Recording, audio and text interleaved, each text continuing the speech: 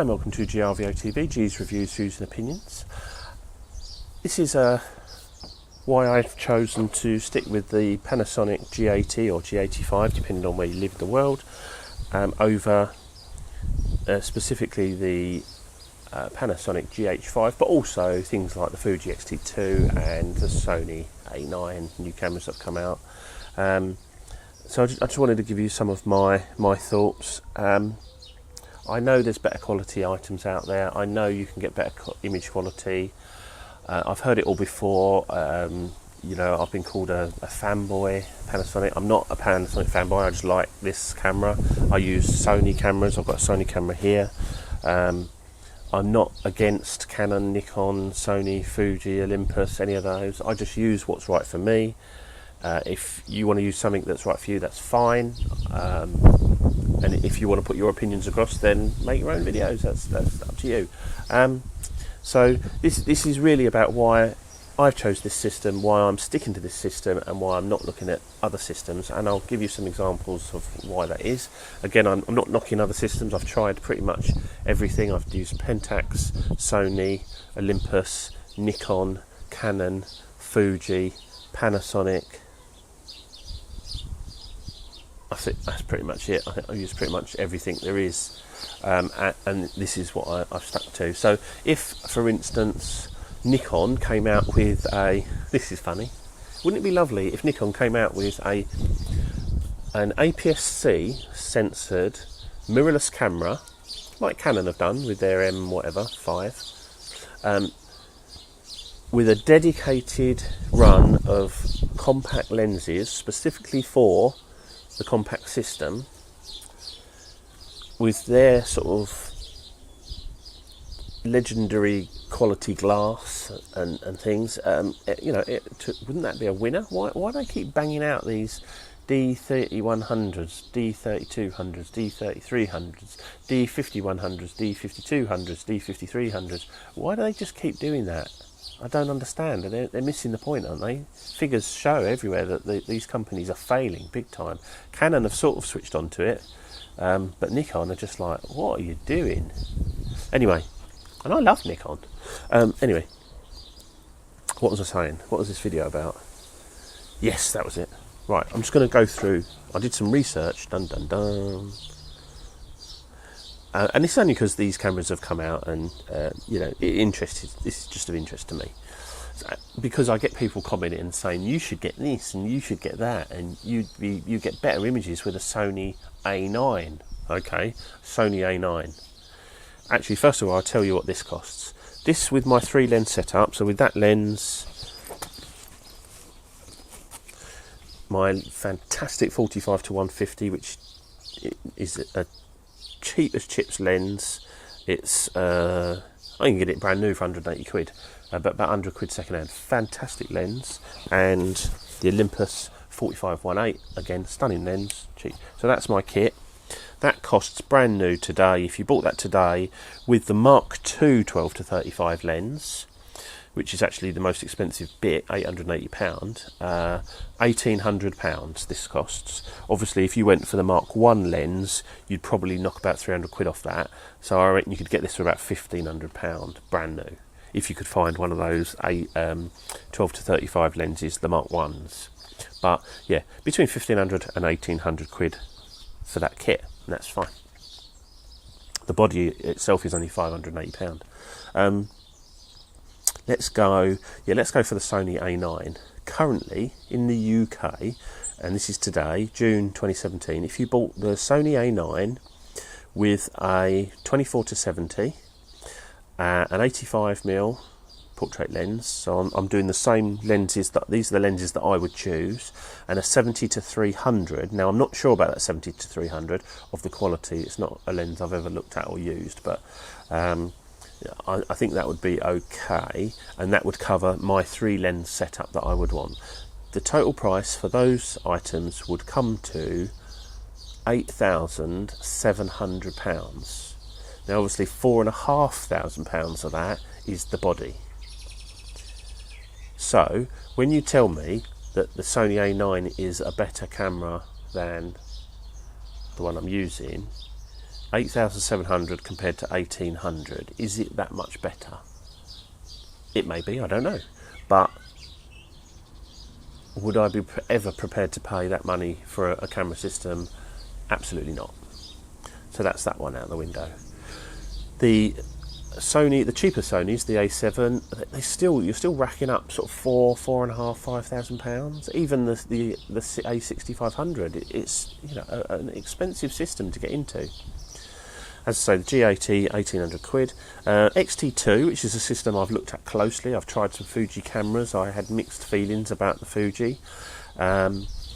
But I do like the form factor, I like the size of the cameras, I like the size of the system. And when I say the size of the system, I like the size of the lenses. The Sony system, I hate the size of the lenses. They're just big-ass lenses on little bodies, and I just don't like them. So the Fuji XT2, so the Fuji with the 100 to 400 lens, the 50mm, and the kit lens, I think it's the 18 to 55, which is not as good as this lens. That all comes to 3,500. If you want a better sort of 24 to 70 equivalent, you'd probably be pushing that up to nearer £4,000, but about £3,500, so around double the price of the system I'm using now. So would I be prepared to pay double the price of the system I'm using to get into the Fuji XT2 system? The answer is no. And the reason is because the system that I'm using now gives me everything I want. And I will not argue the fact that you can probably get better. You might get a better camera, better image quality, I don't know, but this is weather sealed. I've only got one weather sealed lens, but that is a weather sealed package. And it does everything I want and need. And it's not just me saying that. When I deliver photos to people, and I only do like odd photo shoots, usually of dogs at the moment, for people, like portrait shoots of dogs. And when I'm delivering the photos to people, they're perfectly happy with the images, and they look at the images and go, "Oh wow, that's fantastic." And if you're getting that response, how much more of that response can you get by spending all that money? Now, I like nice quality things. I've got very high expectations. I won't settle. For instance, and I've always said it, I'm recording now on the Panasonic G7, but to me, that camera does not have the quality that this has, that it would be my one and only camera and I'd be happy with it. I think it's a great little camera, and for the money, you probably can't beat it, but it wouldn't do for me. That's why, but this one does. This absolutely does. And I would drop all this in a heartbeat if something came along that I thought, yep, that's the system for me, even if it was Nikon. I've got no affiliation to Panasonic whatsoever. I don't care about them. I just think that this system that I use, which is a mix of Panasonic and Olympus, actually works perfectly for me, and that's why I choose this system over anything else. And I'm sure there are people that will disagree with that, and that's fine.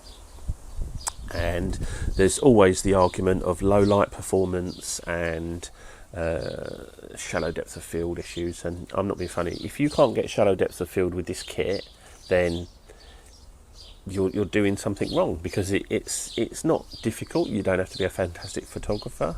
You have to know how to get shallow depth of field, and there's two ways of doing it, in my opinion. There's using wide aperture lenses,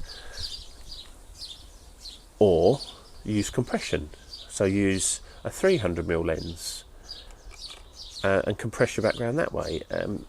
The effect is pretty much the same when you're doing those two things, but it's actually easier to get shallow depth of field with something like this, with a really long 300mm sort of equivalent, than it is with just go in for a wide aperture. Low light performance, I can honestly say I've never had any issues with noise in the pictures. The noise you get in this is very, very different to what I'm used to in my and I relate to my Nikon, because I had full frame Nikon and APS-C Nikons, and yes, the low light performance was very good, but when it went beyond, it really went. and you got this horrible colour noise, you know, greens and blues, purples. Whereas this, you don't so much get colour noise, you just get noise. And I don't like saying it's like film grain because everyone says that, but it is more like that than anything else because you don't have the issues with the colour, and that's the hard thing to get over. What I used to do on the Nikons is convert the image to black and white, whereas with this I've not had a need to do that. And you know, you can push this up to 6400, and you know, that's your choice really as to how much noise is acceptable in your images. Some people, no noise is acceptable, so this system wouldn't be any good for you, and you really want to be looking at full frame. But then if you're prepared to pay full frame money and carry around full frame lenses and all that, that's entirely up to you. But I don't have any issues with low light performance in this camera. The autofocus system is stunning.